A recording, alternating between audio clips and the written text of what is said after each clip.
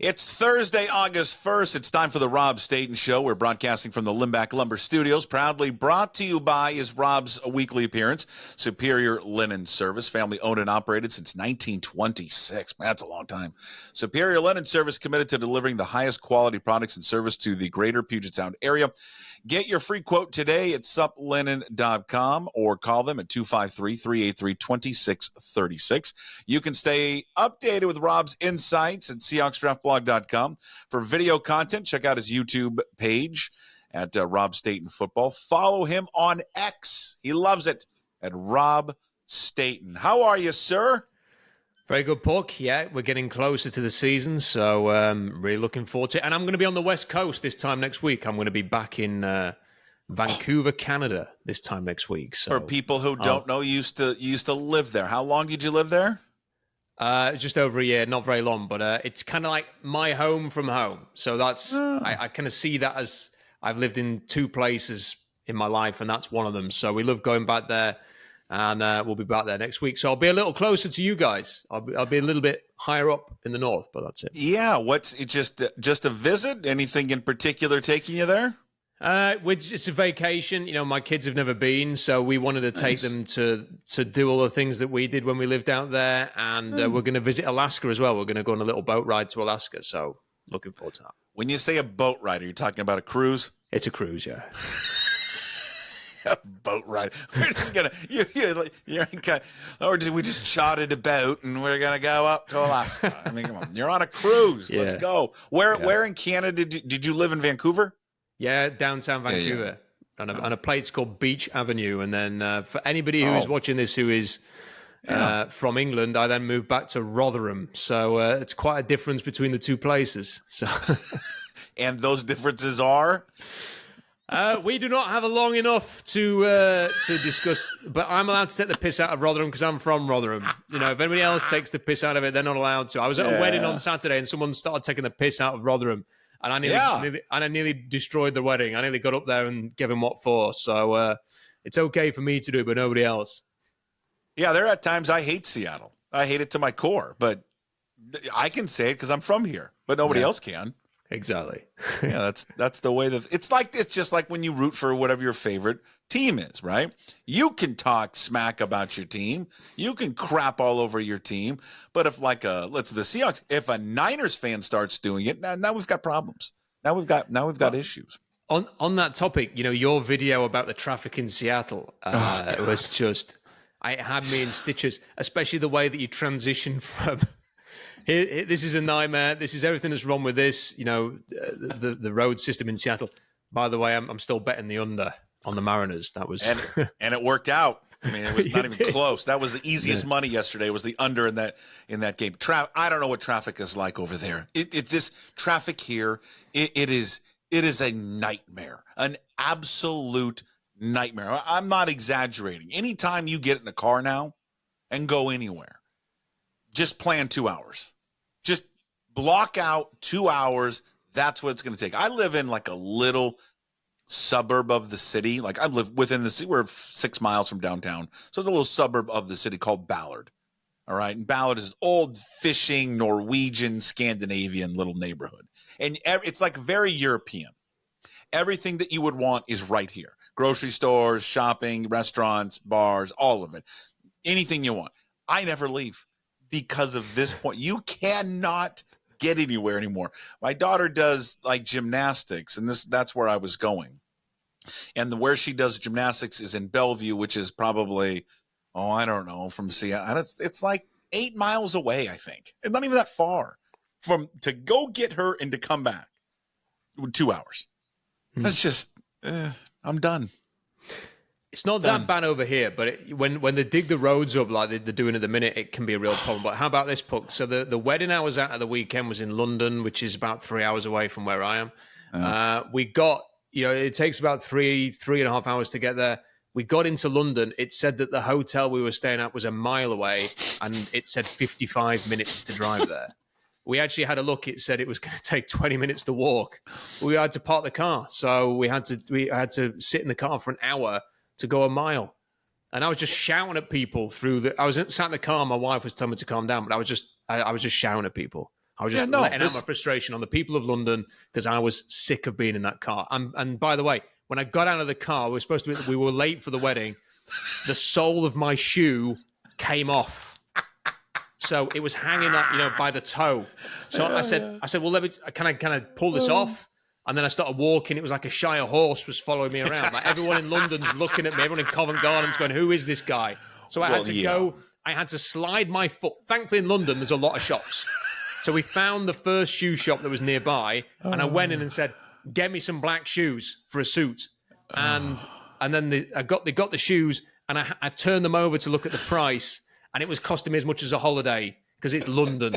So I was like, oh, my God, I'm going to have to buy these now to get to this wedding. So it was a disaster. Yeah, I bet driving in London is like here, but even worse. Probably like New York City, San Francisco. New York, yeah. It's like driving in New York, yeah. Yeah.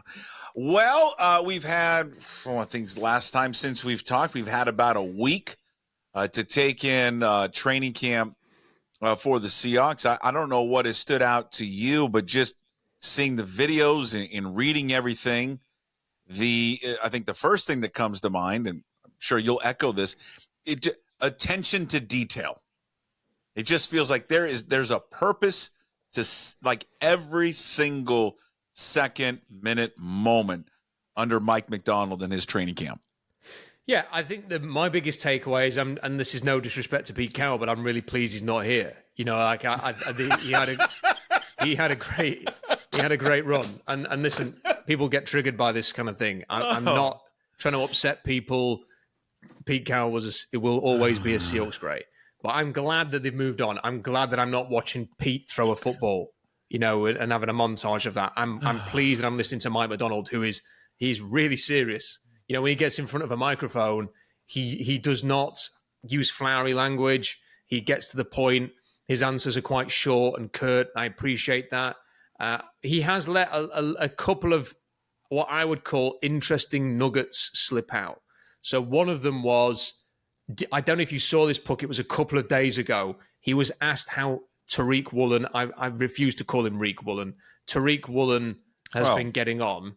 Yeah. And his answer to that question was, well, he's been amazing, but... And then he just stopped. He didn't say anything for like 4 seconds and said, I don't want to say too much at this point, but I think you can tell we're excited. And I thought, that's all I need to know. They are obviously very excited about Tariq Woolen, and this is music to my ears because we know we can rely on Devin Witherspoon, but we needed one of these other guys, this Trey Brown, Tariq Woolen, or one of the others to really step up and nail down one of the sides. And it sounds as if Woolen is doing that. So I'm pleased for the all business, like you say, detailed, orientated approach from Mike McDonald. And it's good to hear that players like Tariq Woolen, who've got all the talent in the world, answering the call from their coach and have put on a good show so far. Obviously, it's only training camp. We've not even had a preseason game yet. Yeah. That's encouraging. I think it's encouraging to hear that the offense has a good day and the defense is having a good day. It's encouraging to hear Mike McDonald say things like, we're not where we need to be yet, but we're working on that. He's not resting on his laurels. And I just think, again, in a fairly positive vibe so far from the people who are there and reporting on training. I don't know if it was that day or a subsequent day where he was talking about Devin Witherspoon and just said, hey, it almost seemed like he was saying we're going to play him on the outside more than he's been accustomed to, that we're going to try we'll use him on the inside. We'll use him as, covering the slot, but we're going to use him more on the outside because he was talking about Artie Burns, how great Artie Burns has looked during camp, and where maybe we'll slide him inside a little bit more. So, I think it's interesting because I don't know fully what it's going to look like, but he is clearly enthused about not only Woolen but Witherspoon, and just loves, I think, of the potential of those two guys on the outside. Well, we've talked about it a lot. I think there's a lot of enthusiasm and encouragement with the defense in general. It seemed as if Byron Murphy was maybe going to have an adventurous first training camp in the NFL last week, but everything seems to have moved on from that. And, you like... Are we talking about the blackmail? The Bulls 2 stuff, the Bulls 2 seemed to be close to a trend in Seattle at one point last week. But everything seems to have moved on from that. The defensive line has got a lot of talent. There's a lot of potential there. You think back to what McDonald did at Baltimore. I was digging through the statistics this week. It's crazy the coincidence that he inherited the 28th best defense in Baltimore and got them to the 8th and then the first best, and he's inheriting the 28th best defense in Seattle as well, per DVOA, that is. So look, can he get the same kind of jump? Yeah. The one thing I suppose that is still a little bit troubling to me, Puck, is the thing that you have talked about a lot on your shows and that we've talked about a lot, is that there just seems to be a lot of question marks about this offensive line. There's been a nice bit of buzz about Charles Cross, but the rest of the line has had a few injuries, like Laken Tomlinson has a day off, and Bradford, and there's question marks about the center. And I don't know. I really hope that this team is not going to be held back by a suspect offensive line, because I feel like I've seen this movie too many times. Well, because it can just, you talked about your excitement with the offense. It can just absolutely derail your entire offense if they can't do anything. I mean, like Jim and I on one of the shows were joking about it because I was like, well, the offensive line is the key to the season. He's like, well, that's great insight. Wow, I'm glad that people are listening and watching. I'm like, but it's so funny. It's true. I mean, it's just, it's not sexy. We talked about it last week. It's not sexy to sit there and talk about it and about the offensive line and how key it is, but it's true. I mean, there's been a revolving door of players on that offensive line forever. And it just has got to get solidified. I mean, there's a reason they've been dancing with Connor Williams and brought him in, because they don't, they need an upgrade over Oluwatimi. I mean, he's the starter now, but he's the starter by default. Well, they're not sold on him. I was doing a stream with Jeff Simmons yesterday, and he pointed out that when the Seahawks lost to the Bengals last year, which was a very winnable game, that Jake Curhan gave up 9 pressures to the same edge rusher, Sam Hubbard, in that game. And that's what ultimately lost the Seahawks the game. They couldn't move the ball after halftime. And, that is the kind of thing that can happen and can cost you a game very, very easily. In games like that, and I think I was probably one of the people who was guilty of this immediately after that game, was to point the finger at the quarterback. You're in the red zone. You've got 3 plays to score a touchdown. You don't get it done. You blame the quarterback. But if the quarterback is under pressure every single snap, as he was, because Jake Curhan's playing right tackle, that can be a problem. Now, I think one of the signings of the season for the Seahawks could well be George Fant, because George Fant is not going to be the liability that Jake Curhan's going to be. But it's that interior. Now, thankfully, Aaron Donald's not there anymore. But, the Niners have still got some good interior defensive linemen. You are going to come up against different opponents outside of the division as well, who will no doubt have some guys who can rush from the interior. That's going to be the question mark. Can Laken Tomlinson just get the job done for a year? Can he get you through the year at left guard? I think it's a little bit, I don't know. It's weird that Christian Haynes does not seem to be breaking through. I know that people said he had a good day at left guard when Tomlinson had a day off this week. That's good to hear, but he's not. Anthony Bradford's getting a lot of the reps at 1. And then with Oluwatimi, there's just been no noise, Puck, about this guy's. He's taking the job. He's owning the job. As you mentioned, Connor Williams. And they saved $2 million on the cap by extending Julian Love. Right. I just wonder, is that the precursor now to going and taking that $2 million and a bit more and saying to Connor Williams, come on, come and have a rebuild year with us and come in and play a bit of centre for us? Because I'm down for that. I mean, you never know. Is he going to be able to start the season? Is it a kind of a can't play for the first 6 weeks kind of job? Who knows? But I think it's getting to the point where take the risk, take the gamble, see if this guy who's been a top performer on the O-line interior for a long time can come and do you a job. Yeah, because, I mean, Williams' agent is just shopping him around. I mean, that's why they were so vocal and in public about what was going on. Rosenthal's his agent, not Rosenthal. It's true, Rosenthal. Rosenhaus. No, Rosenhaus. I'm thinking, I got baseball on my mind. I'm thinking Ken Rosenthal, and I knew it wasn't right. Drew Rosenhaus. Thank you. I mean, he was very public about shopping him around and getting all that information out there. Now, he hasn't signed anywhere and done anything. So maybe, getting that money there for Love will free up some more money to lure him. But, I mean, I think their dance with Williams just tells you everything how they feel about, those two guys, whether it's Oluwatimi. I mean, Nick Harris, I guess, is there as well. I guess with the rookies, I mean, I always look at it. I'm kind of with you that you would think that Christian Haynes would have made an impact a little bit more, as of now. I guess I look at it as, God, I mean, it must be just a whirlwind for these guys. They've had no break, since the second their season ended. They're getting ready for the draft, the combine, all of that stuff. And then the draft gets over, and then it's like right into rookie minicamp, then it's minicamp, and now it's training camp. I think their heads are spinning right now, and maybe by the end of camp, he will establish himself. My guess is this, because I think the day that people started raving about him was when they put the pads on for the first time. I bet you once they play this first preseason game that's coming up in what? Is it 10 days now? Or less than 10 days when they play the Chargers? I bet he looks great. I bet he looks really, really good in the game. Because he just kind of seems like he's more, I need to hit somebody and need to be physical. And maybe that's where he'll shine. At least that's kind of what I'm crossing my fingers for.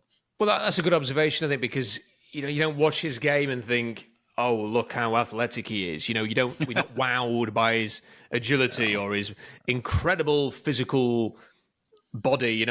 That's not the kind of guy he is. As you quite rightly put, he was somebody out there would get after you. That he took on defensive linemen. He wants to move people off the ball.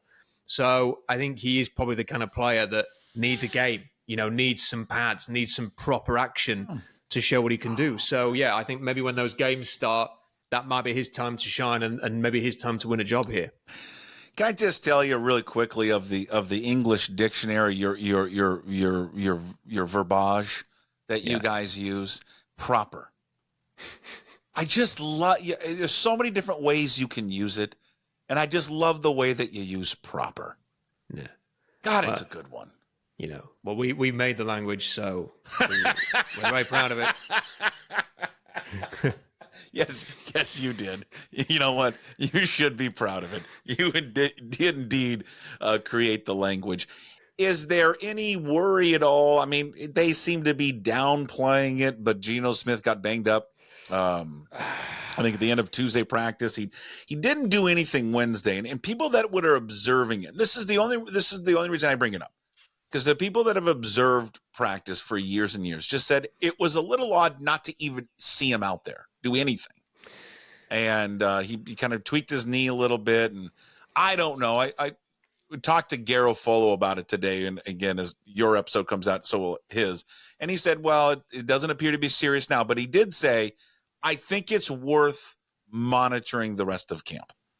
So we shall see. Yeah, I think that... Is it worrying? It's hard to say it's worrying until you get more details. But what I would say is this is a guy who missed some time last year. Yeah. This is not the one thing you could say for Russell Wilson. Apart from it's not even the one thing. Russell Wilson did a lot of good things in Seattle. We shouldn't forget that because of what's happened in recent years. But he played nearly every game. I mean, the guy played with like a broken ankle or something and like a torn up knee. He would play every single game.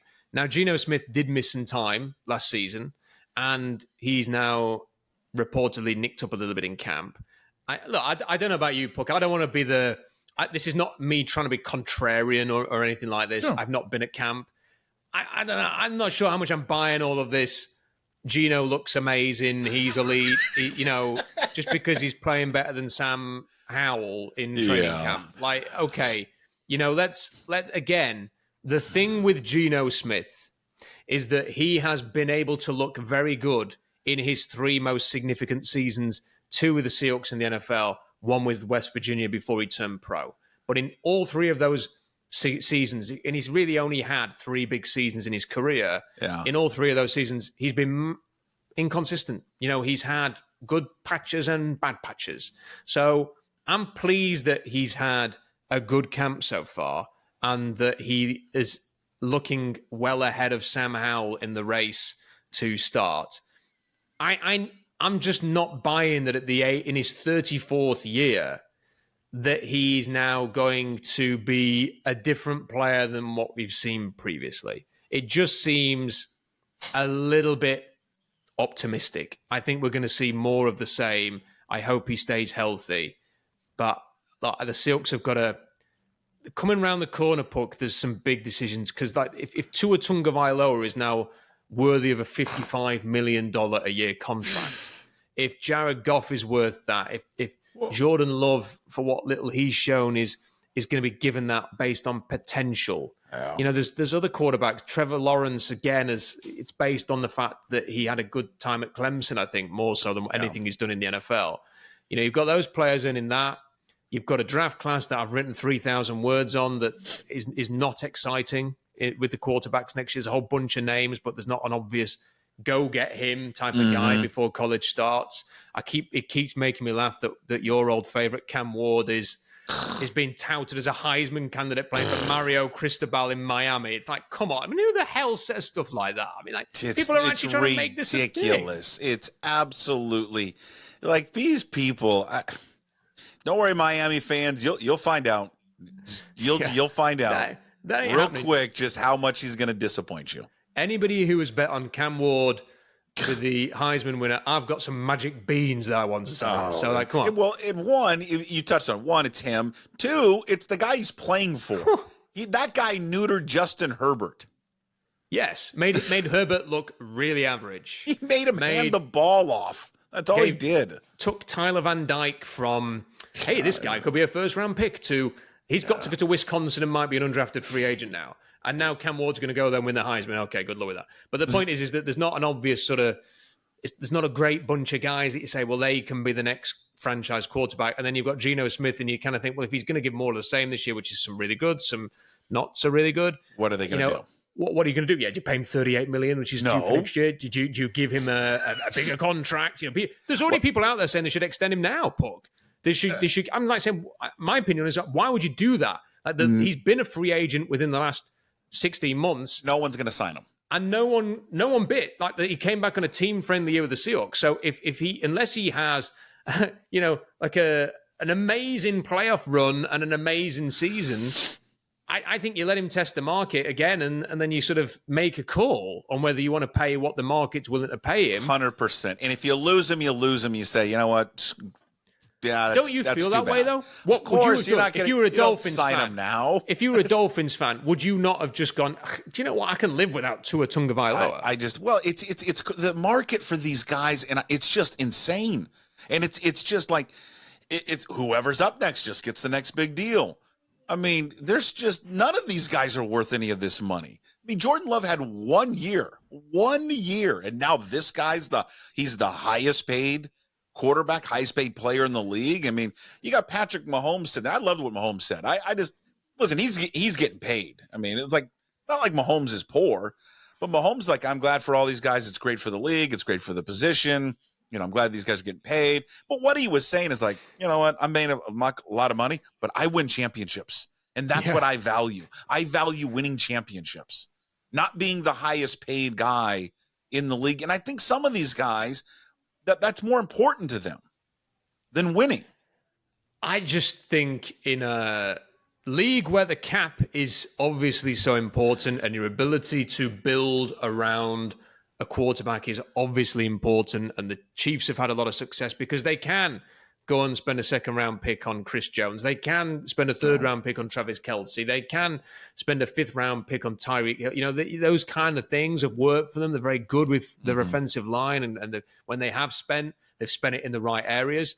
Most of the teams can't do that. So you have to find money. And I just think, if I'm a Dolphins fan right now paying $55 million to Tua Tagovailoa, I'm thinking, well, we're not going to win anything. We're going to be what we've been for the last 2 or 3 years. And my fear with the Seahawks is that, you have to be wiser than that. I'd love the Seahawks to be a bold team that if you have a quarterback who even let's say they draft someone in the next 2 years and they show what Tua has shown, have the balls to go, you're not worth $55 million. We think you're worth X. Yeah. And if you're not willing to take that, then we'll franchise tag you and trade you somewhere else, or we'll let you move on. And then you just start the cycle again until you find Mahomes, Favre, Allen, Burrow, Rodgers, whoever it is, and you keep looking for that guy. But until you find that guy, do not pay a second or third tier quarterback an elite quarterback salary. That to me seems like a death knell for your chances. I agree. We'll spend more time on this probably like in the off season or something. But like just a guy that I thought about this today. It's funny that we were talking about this and brought it up.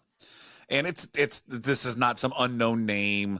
You've probably you wrote about him, I'm sure. If I would assume you did. Jaylen Monroe of Alabama. Here's why I bring it up. One, you look at him; he's just a physical specimen. He's like the guy gets off the bus and you're like, Jesus, wow. But the reason I was thinking about him today was just because they don't have the quarterback of the future on their roster. I brought him up because look who his head coach is now. It's Kalen DeBoer. So Kalen DeBoer is going to run a similar system which Ryan Grubb is running right now.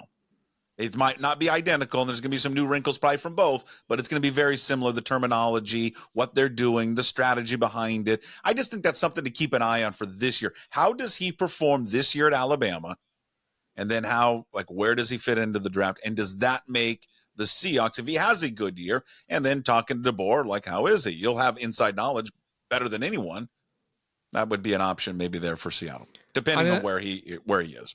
That's a great shout because, like you say, that relationship with DeBoer and Grubb's still going to be there. He's going to get all the information he needs. I mean, when I watched Milroe this summer, so when you watch him, it's personally, I found it hard to feel like I was watching an NFL starter just because on a technical level, his footwork and his mechanics, and he made it work. That said, the talk out of Alabama is that he has taken a massive step forward. Now, you always have to be a little bit wary with that because that information is coming from Alabama. So you always kind of wonder a little bit, are they just saying that to because it's positive, because they're not going to come out and go, he stinks, he's no good. They're going to come out and talk about the DeBoer can't help him. No one can help him. This guy's a wreck. Yeah, send him somewhere else, But the word on the street from Alabama is that he has taken some significant technical improvements so far, and that DeBoer has really connected with him, and that the expectation is that he could play well. And the other thing that I really like about him is that he was benched last season. Now, when you watch I think the important thing to do is watch his best games, watch his worst games. His worst games were really bad. And that's when you kind of think, I can't, this is undrafted. This is not going to happen. But to his credit, after he was benched, all of the reports were that he took it on the chin very, very well. He was incredibly supportive behind the scenes. The replacements didn't do any better. He comes back in. He leads them on the run. They win the SEC. They could easily have been, in the national championship at the end of the season. And I think you have to like that. And the other thing that I would say, Puck, on this, because I think it's a really good point that you make about DeBoer and the connection there. Maybe he could be an option.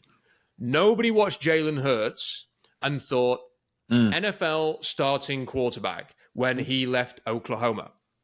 And then, when he left Alabama. And then he went to Oklahoma, and people thought, yeah, he's all right. There are some positive qualities to him. But even then, when he was drafted by the Eagles in the second round, everyone was going, why have they done that? Why have they've got Carson Wentz? Why have they that guy took them to the Super Bowl. Now, whatever you think of, you may not want Jalen Hurts in Seattle. You might think, that's not good enough. I want better than that. Jalen Hurts took his team to the Super Bowl. Now, if Jaylen Monroe can go on that same kind of journey, whereby you think this guy is worth a shot, and then down the line, he does have the arm, and he does have the mobility, and he has a lot of the physical tools that the modern day quarterback needs. If you bring him in and he gets you to a Super Bowl whenever that is, that's a success. Yeah. So I think it's a really good shout, especially because of the insider knowledge that Grubb will have. Jim and I have made a bet. He thinks at some point, you'd be shocked that we made a bet. He thinks at some point that Sam Howell will start a game. I've heard this on the Daily Put Drop. Yeah, I'm like, Jim did not sound as enthusiastic on the last episode as he did when he made the bet. Oh yeah, he did not. He knows that it's a loser. But I'll say this. I like the way he pivoted from it. When I said $2.50, it was $2.50. Yeah, right. Yeah. No, that's $250 that he's going to owe me. I mean, we may let it slide. He's in retirement. He's on food stamps. But the best thing, this is not going to happen. But the best thing for them Rob would be for Sam Howell to beat him out. For Sam Howell to have a great training camp. For Sam Howell to be like, oh my God, he's unbelievable. Like this guy's, we have to play him. We have to start him. That would be the best case scenario for them. Now, again, I don't think it's going to happen. I'm just saying I'm laying out what the best case scenario for this organization would be, because then you got him, right? Then you've answered your quarterback problem, because he doesn't make any money. He's under control. It's all the great things that you need that you can build around the team without paying him anything. But Well, the ideal is all the indications are he's not doing well, and that PJ Walker's out playing him, and that's not good. The ideal is to have a quarterback of a in his mid-20s who's ready to be the guy. And the fact that he wouldn't cost anything next year, cost a bag of footballs next year, would be even better. So, yes, absolutely, the ideal is for Sam Howell to step up to the plate. But it certainly sounds... Look, you could watch Sam Howell last year, especially in the game against Seattle, with the caveat that everybody played well against Seattle's crap defense last year. But, when you actually look at what he did, he had some good games. He also threw 21 interceptions for the Commanders last year. And there is no buzz there at the moment. The ideal is for him to take over. I said this last year. I wrote a big article on it. The worst thing that could happen to the Seahawks is for Gino Smith to neither prove to be the guy unequivocally, like this is the man, tie him down for the long term, perfect, he's the answer, but that he also didn't show that he wasn't the guy. And then sadly, that is exactly what happened. He was just in the middle, wasn't he? Like he had a bad start and then a good finish. And this is the problem I have with the debate, Puck, online at the minute, you can either have two opinions as a Seahawks fan. You either think Geno Smith is elite, amazing, fantastic, or you don't know anything about football. Like they're the two arguments, really. Welcome to sports talk media. Yeah. Well, put me in the category that doesn't know anything about football then, because I am really in the middle with Geno Smith. I think he's a good, not great player. I think by whatever we're hearing now, he sounds like he's the guy for now. And I hope that he has a good season and can continue to be Seattle's version of Alex Smith while they look for their Pat Mahomes. Yeah. Or some, you're never going to find another Pat Mahomes, but somebody who can be the starter, let's say. But I still think you have to be looking out there for that eventual starter. And they took a shot on Sam Howell, good, and they had to. But they've got to keep looking now. They've got to keep 100%. I don't think there's anything unfair with that. I mean, it's the players that have hyped him up a lot, and he's looked good in camp, and that's good. I'm glad that he's looked good in camp. If he looks good and the offense runs smoothly with him, then they'll have a good season. I think my favorite moment from the show this week with you is their favorite storyline coming out of camp, and you said, "Glad that Pete Carroll's not here." It's my Pete. My favorite thing. All right, tell everybody where they can find your work, where they can watch you, where they can read you.